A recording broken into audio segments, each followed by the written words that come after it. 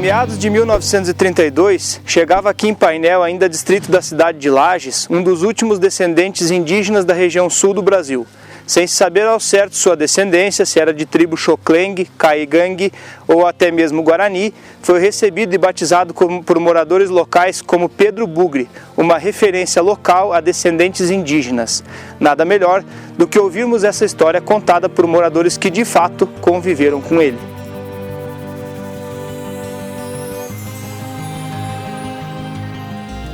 Bom, o primeiro contato que eu tive com o Pedro Bugre foi o seguinte: nasci no interior e vim para a sede aqui do distrito do Painel, na época, distrito de Lages.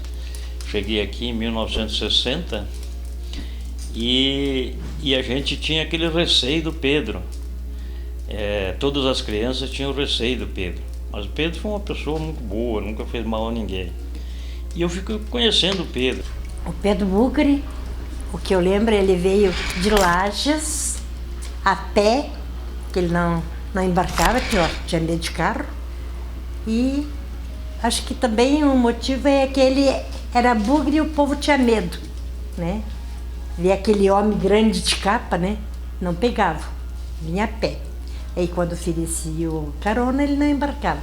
A primeira vez que eu vi aquela pessoa ali vestida com aquelas capas e assim, achei estranho. Daí começaram, já tinha visto o comentário que tinha esse Pedro Bugre. Eu em 48 eu vim para Painel e então conheci o Pedro Bugre. E meus parentes traziam mercadorias de Major Gersino para vender pela estrada, distribuir pela estrada e aqui no Urupema e Santa Isabel. Polvilho, cachaça, várias mercadorias, né? E aí este Pedro Bugre queria ajudar a descarregar os produtos. E aí ele já passou a não sair mais de cima do caminhão. O caminhão ficava 2, 3 dias distribuindo coisa aqui, e ele, à noite, ele já pousava em cima do caminhão. O Pedro sobrevivia de favores, de doações. Ele chegava na casa com feixe de vassoura para as mulheres varrer as calçadas, para varrer a casa. Ele ele vinha com um feixe de vassoura e passava em 10, 12 casas no mesmo dia. Ganhava um pão de um, café de outro, um almoço de outro, vestido com aquela capa dele. Meu Deus, olha, trazia aqueles monte de vassoura e saía dando para as donas de casa ali, levando vassoura. Faxina também ele trazia bastante, assim, do mato. Ele trazia essas coisas. Ele saía de casa, ia para os matos buscar vassoura e às vezes pousava no mato.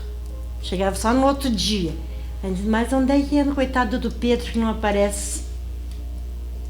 E até ali uns dias aparecia o Pedro louco de fome, coitado. E as caminhadas dele eram Urupema, Painel, Lages. De vez em quando ele sumia na Santana, ele dizia, lá na Santana. Então lá ele conviveu também um pouco, não tanto como aqui. Então, quando a gente queria saber onde é que estava o Pedro, a gente, guri, se reunia e nós batíamos num poste do fio do telégrafo, na época, que é uma linha que fazia a rede Lages, Painel, Urupema. E o Pedro, ele se sentia como conservador da rede. Ele fazia esse percurso de Painel a Lages e de Painel a Urupema, acompanhando a rede de telégrafo na época. Então, quando nós queríamos ver onde é que estava o Pedro, que ele não aparecia, simplesmente batia uma pedrinha no poste de ferro e logo em seguida aparecia o Pedro para fazer a defesa da rede. Estima-se que Pedro chegou ao Painel entre 16 a 18 anos de idade, adaptando-se à comunidade, sendo querido por todos, mas sempre mantendo seus costumes de origem. Ele foi aprendendo a falar. Não dizia as palavras assim, bem visível, mas dava para a gente entender o que ele queria. O que dizia? Olha, ele não aprendeu pouca coisa, ele trabalhava pouco, não gostava muito de trabalhar, então às vezes alguém dava um prato de comida para ele e pedia para ele cortar uma lenha ou qualquer coisa. Ele não gostava muito de trabalhar, né? Ele gostava muito de andar em cima de caminhão distribuindo mercadoria, não só dos meus parentes, como de outras pessoas, né, que vinham para cá. Eu acho que não existia preconceito nenhum. Eu acho que o Pedro fazia parte da família painelense aqui na época, porque ele era uma pessoa que não parava na casa nem de um nem de outro. Um dia estava na casa de um, outro dia estava na casa do outro. Então ele não gostava de dinheiro, ele gostava de ser bem tratado. Sempre assim, eu agradava ele, eu dava comida e lavava roupa e não achava difícil fazer, eu acho que era uma caridade que a gente fazia. Tinha alguém que não conhecia, ficava meio assim, né, espantado, porque agora um próximo daquele jeito. Às vezes sujo, aquela capa velha suja, rasgada. Depois que a gente começou a cuidar dele assim, ele viveu assim, mais limpo, mais tranquilo. Tinha, como é que eu vou dizer, enjoados, não deixava entrar para não sujar a casa, porque ele não usava calçado. Mas a maioria do povo não deixava ele entrar. Ele pedia comida e era atendido. Essas são as pessoas que ele queria bem. Ele estava sempre presente. Se quisesse um serviço dele, ele fazia também algum serviço. Servicinho assim leve, explicando para ele como é que fazia. Ele fazia, ele trabalhava. Era uma pessoa normal. Lá em casa, por exemplo, ele era muito bem tratado, porque a gente tinha muita fartura de carne e tal. Então ele gostava muito de parar ali.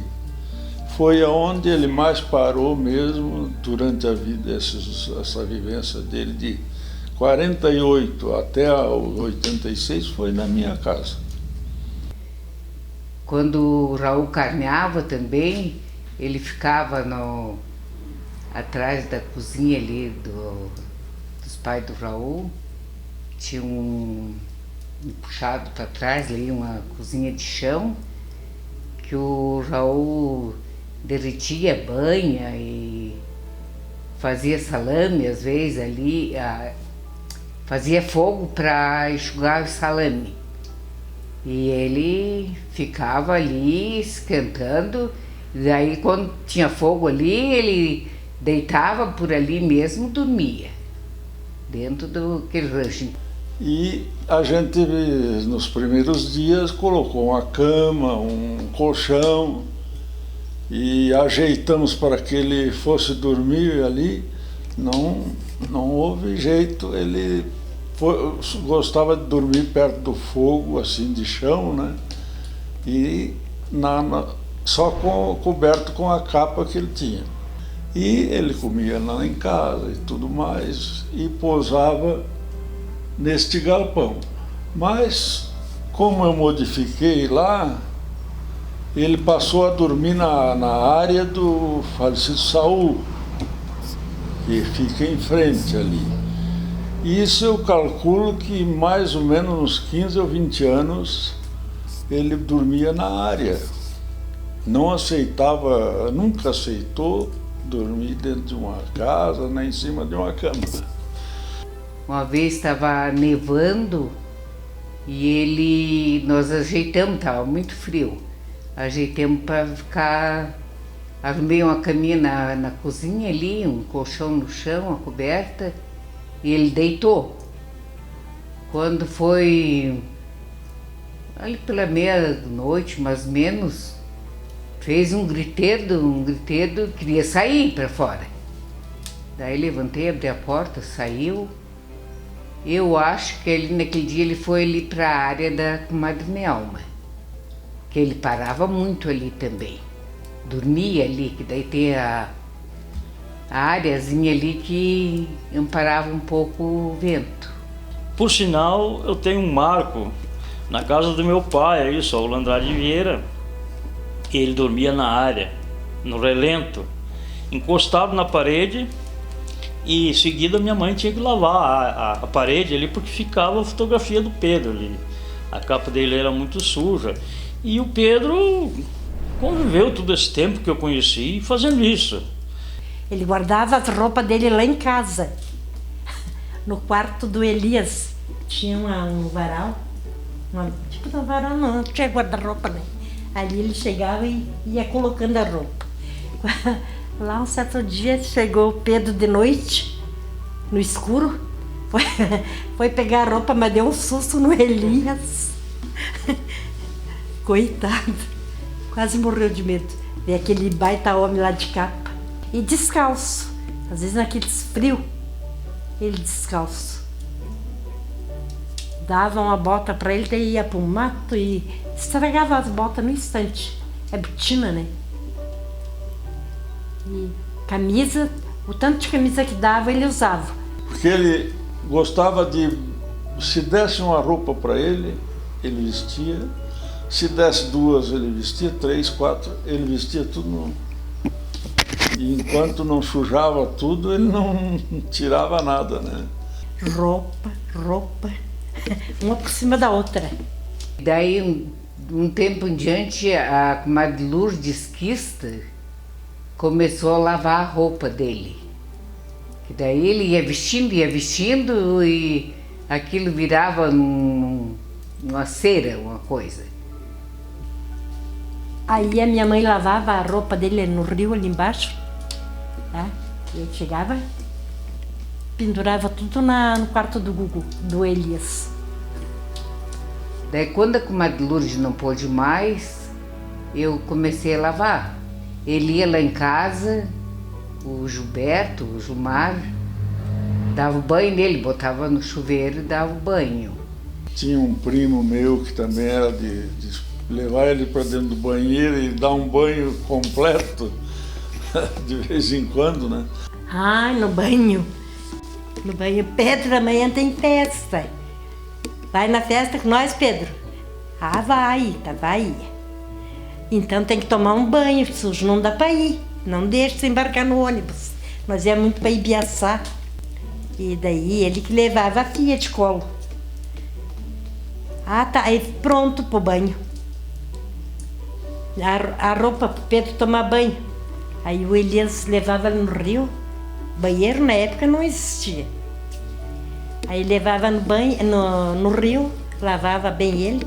Aí vinha de lapaceiro, com calçada e tinha um sapato para ele. Inclusive eu mesmo fui muitas vezes para o banheiro com ele, lavei ele o corpo inteiro. Porque no começo ele ia no rio, às vezes no verão, e tomava banho. Depois ele ficava assim, né? Ele só pensava muito em lavar a barriga, pegava o sabonete, esfregava na barriga ali e daí já gostava de tomar banho. E eu tinha a roupa lavada, ele vestiu um Pedro Bugre, saía de roupinha limpa. Capa ele andava com duas, quase sempre com duas capas, daquelas de chuva, né? Que era a cobertura dele. Não usava travesseiro, dormia só enrolado naquelas capas. Pedro trazia consigo alguns medos, entre eles muito medo de carro, bomba, tiro e barulhos fortes. Quando questionado sobre quem havia lhe prendido, Pedro dizia o nome de Tim, uma possível referência ao nome de Martim Bugreiro pela coincidência nas épocas. Pedro trazia consigo marcas de corda no pescoço e tiro nos braços. Uma coisa que ele mostrava muito era o pulso dele, que dizem que quando pegaram ele, amarraram, então a corda cortou o pulso, ele mostrava pra gente o pulso ali onde estava. E falando na história do Pedro Bugre, a gente foi escutando os antepassados sobre a história do Pedro Bugre. Por que Pedro Bugre aqui no painel? Que na minha equipe, na minha idade, ninguém viu falar em Bugre aqui na região. Mas a gente escutava dos demais como é que o Pedro chegou no painel. E eu guardei aquilo. Quando eu escutava uma pessoa mais velha comentar, eu guardei aquilo comigo. Existia um grupo de extermínio dos bugres na região, na época. E diz que o último extermínio que eles fizeram, mataram uma tribo muito grande que tinha na localidade de Mortandade, próximo ao rio Galafre.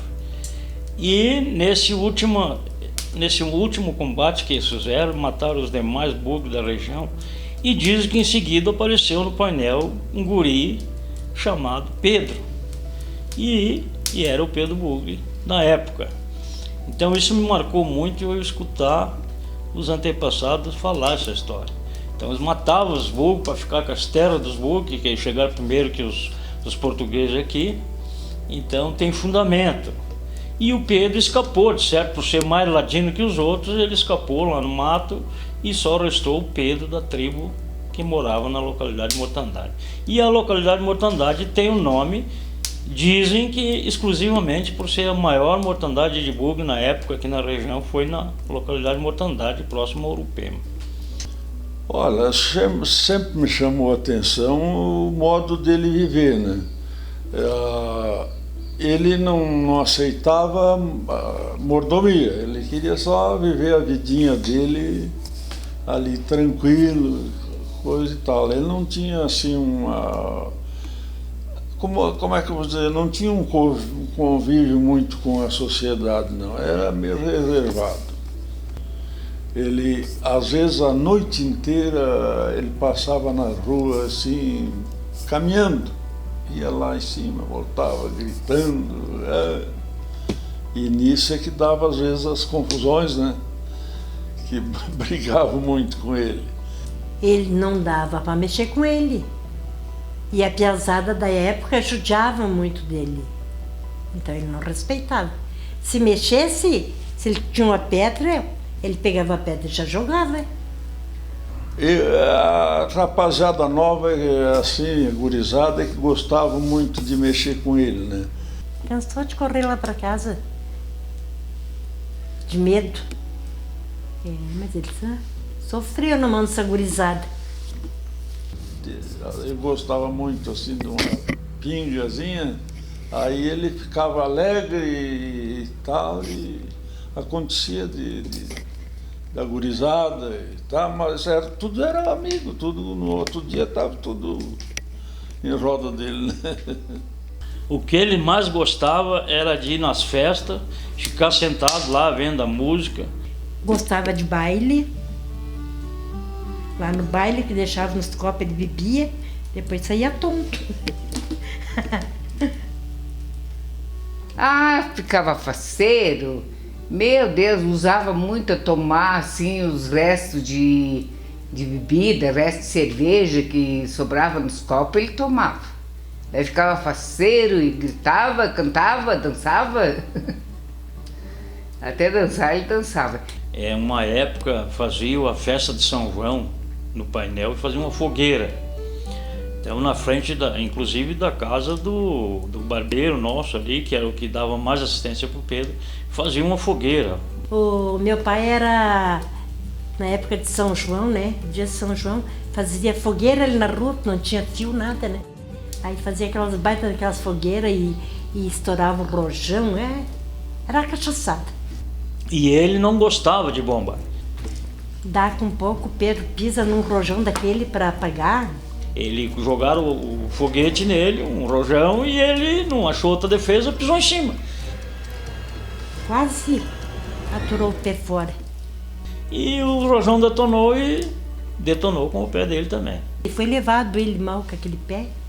Ele sofreu muito com aquilo. Ele foi feito um tratamento muito tempo para recuperar o pé. Então aquilo eu era guri e lembro. Fazer Jesus. Assim Pedro se referia à morte, tinha muito medo de morrer.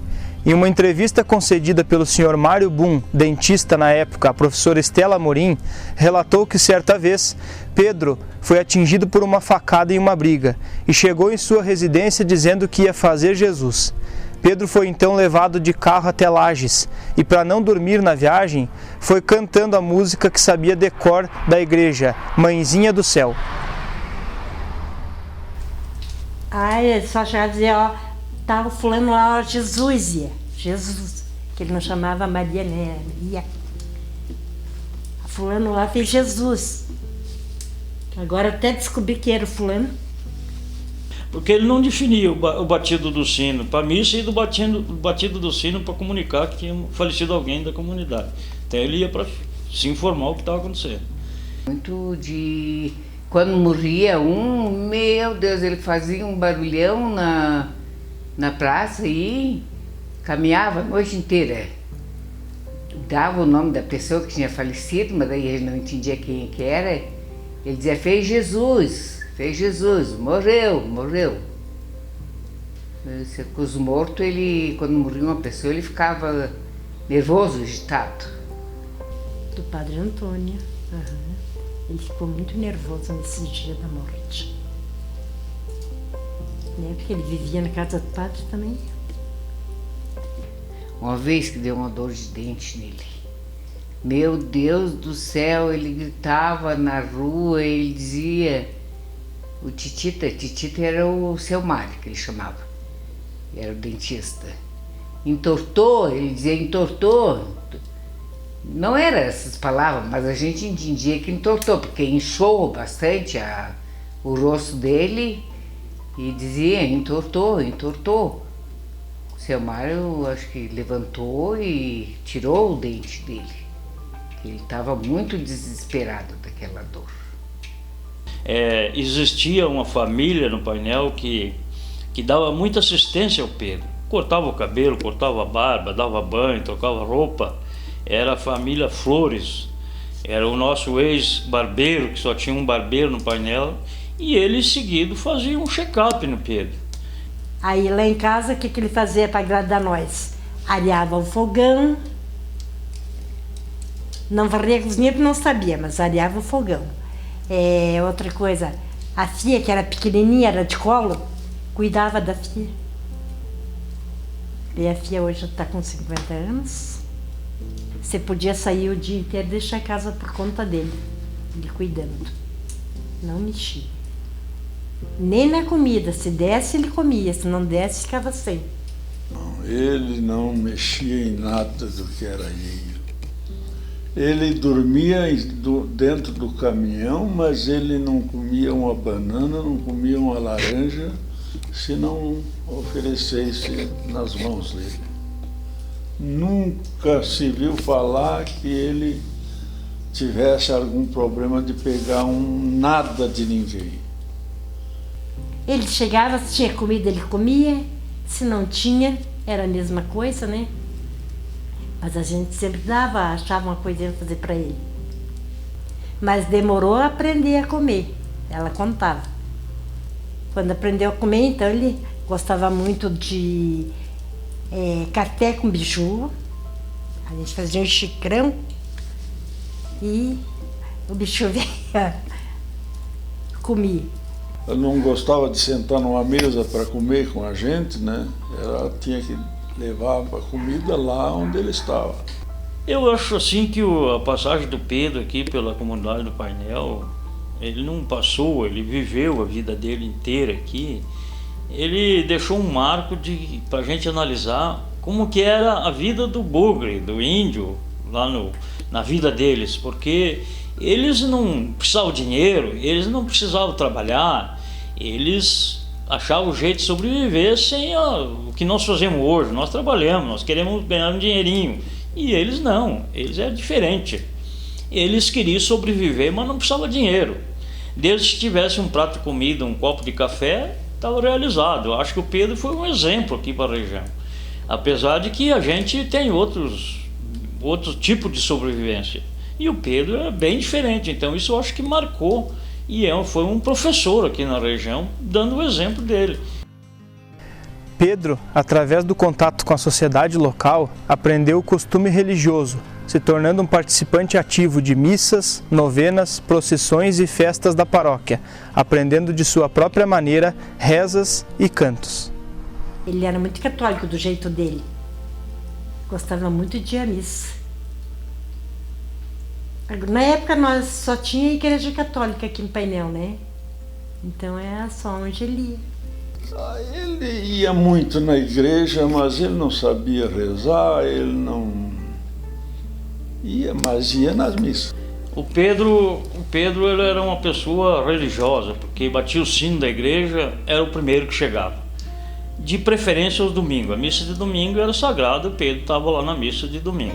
Mas geralmente batia o sino, ele ia na igreja saber o que tinha acontecido. Olha, ele entrava dentro da igreja, ficava quietinho ali. Quando terminava a missa, ele procurava ir conversar com o padre. E falava muito a missa. Quer dizer, não era bem a missa que ele dizia, a gente entendia que era a missa, né? Procissão era uma coisa que ele gostava muito. E hoje em dia já não é muito, mas antigamente as procissões eram assim, de 2 em 2, assim, às vezes fazia a volta lá em cima, voltava na igreja e ainda tinha gente voltando lá. Daí ele acompanhava a procissão e quando cantava o Louvando Maria, ele cantava também. E às vezes estava junto com a gente, por assim, ele começava Louvando Maria. Mas ele fazia o som assim direitinho.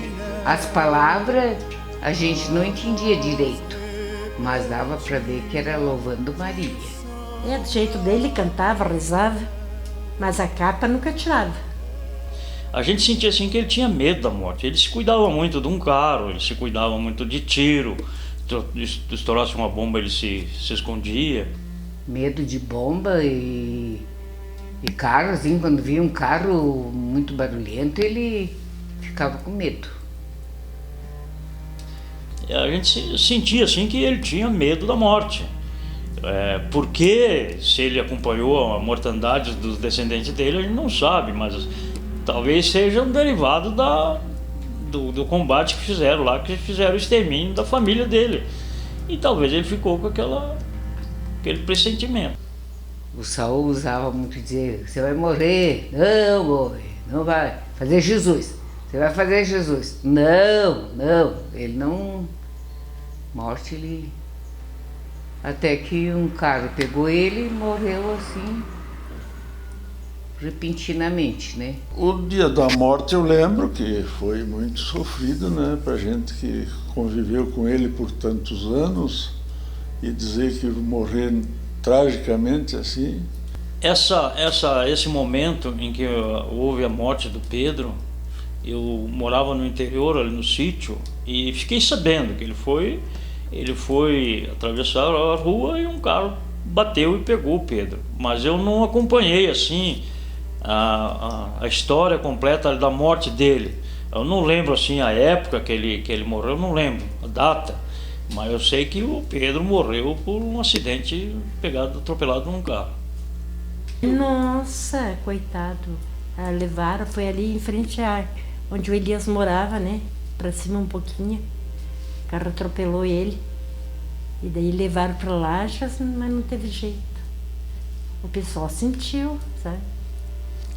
Pois é, ele só deixou bom exemplo, porque ele foi uma pessoa que conviveu e que todo mundo gostava dele. Ninguém reprovava a vida que ele levava, né? Foi feito velório lá na capelinha. Aí o falecido Chuta que deu o funeral tudo. Não sei se ele arrecadou de alguém, mas foi muito bem arrumado. Foi de capa, que a capa dele não tirava para nada, né? Deu bastante gente no velório dele e, se eu não me engano, foi preciso trocar de caixão, que era um caixão muito simplesinho e ele era uma pessoa pesada. Me representa, não tenho bem certeza, mas parece que foi trocado o caixão. E daí parece que a comunidade é que comprou o caixão. Mas a vida dele era essa, ia lá e vinha cá, caminhando pela rua, pelas estradas, e afinal que até que encontrou a morte.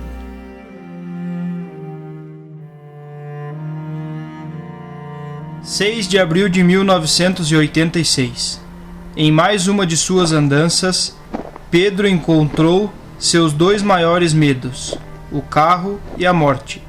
De maneira trágica, vítima de atropelamento na entrada da cidade que lhe acolheu, se despedia Pedro Bugre, sendo considerado como o último índio do Planalto. E vamos com as notícias. Trágico acidente na noite desta quarta-feira, por volta das 21 horas. Atropelamento causa a morte de Pedro Bugre, considerado por muitos o último índio da Serra Catarinense.